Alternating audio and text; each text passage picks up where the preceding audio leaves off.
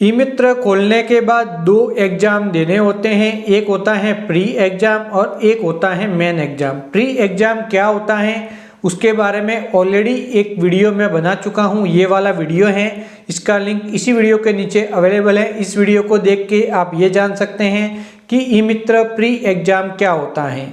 आज के इस वीडियो में ई मित्र मेन एग्ज़ाम के बारे में ज़रूरी जानकारी देने वाला हूँ कि मेन एग्ज़ाम के क्या नियम रहते हैं, किस प्रकार से आपको एग्ज़ाम देना है, कितने नंबर के सवाल आएंगे, कितने प्रतिशत अंक बनाने हैं। तो इस प्रकार की जितनी भी ज़रूरी जानकारी है ई मित्र मेन एग्ज़ाम की वो आप सभी को देने वाला हूं। तो ई मित्र कियोस्क को इस वीडियो को ध्यानपूर्वक देखना है और हर एक डिटेल को समझना है।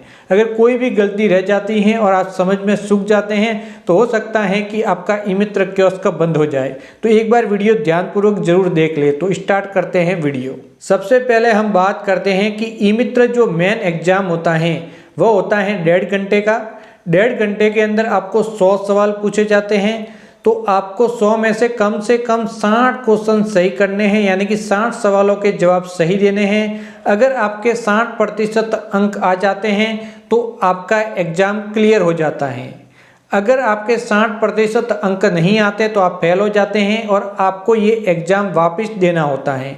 तो इस एग्ज़ाम को क्लियर करने के कुल 3 मौके आपको दिए जाते हैं। तो प्रथम प्रयास, द्वितीय व तृतीय 3 प्रयास के अंदर आप इस एग्ज़ाम को क्लियर कर सकते हैं। लेकिन यहाँ पे जब प्रथम बार आप ये एग्ज़ाम देंगे तब आपके 100 रुपये की फीस लगेगी। दूसरी बार जब आप ये एग्ज़ाम देंगे तब आपके 1000 रुपये की शुल्क लगेगी। और तीसरी बार जब आप ये एग्ज़ाम देंगे उस समय 1500 रुपये की शुल्क लगेगी। तो इन बातों का आपको ध्यान रखना है। कुल 3 मौके मिलेंगे और तीनों के अंदर अलग अलग शुल्क लगेंगी। इसके अंदर एक नियम ये है कि दूसरी बार आप एग्ज़ाम दे रहे हैं, 1000 रुपये का पेमेंट किया है और उसके बाद आप एग्ज़ाम दे रहे हैं और आपके जो अंक हैं वो 30% से कम आ जाते हैं तो आप यहाँ पे तीसरी बार एग्ज़ाम नहीं दे सकते, यानी कि दूसरी बार में ही आपका दी एंड हो जाएगा। तो इस बात का आपको विशेष करके ध्यान रखना है। अब बात आती है कि ये जो आप एग्ज़ाम दे रहे हैं ये एग्ज़ाम कहाँ पे होगा और किस प्रकार से होगा। तो जैसे ही ये एग्ज़ाम आयोजित किया जाएगा तो ये एग्ज़ाम आपको देना होता है। जो आप प्री एग्ज़ाम देते हैं उसके 6 महीनों के बाद आप कभी भी इस एग्ज़ाम को दे सकते हैं। 6 महीनों के बाद जब भी इस एग्ज़ाम की डेट आती है तो उस समय आप पंजीयन कर सकते हैं, यानी कि 6 महीनों के टाइम पीरियड के अंदर अगर ये एग्ज़ाम आयोजित किया जा रहा है तो आपको पंजीयन करना है इस एग्ज़ाम के लिए और उसके बाद आपको ये एग्ज़ाम देना है। अगर 6 महीनों के अंदर इसके बारे में कोई नोटिफिकेशन नहीं आता, एग्ज़ाम आयोजित नहीं होता प्री एग्ज़ाम के बाद, तो उसके बाद जो भी नेक्स्ट एग्ज़ाम आयोजित होगा उसके अंदर आपको ये एग्ज़ाम देना होगा। जब आप ये एग्ज़ाम देंगे एक बार आपका पंजीयन होगा, डैशबोर्ड पे मैसेज आएगा, उसके अकॉर्डिंग आप इस एग्ज़ाम के लिए पंजीयन कर लेंगे। पंजीयन कंप्लीट होने के बाद आपको एग्ज़ाम सेंटर पे जाके एग्ज़ाम देना है।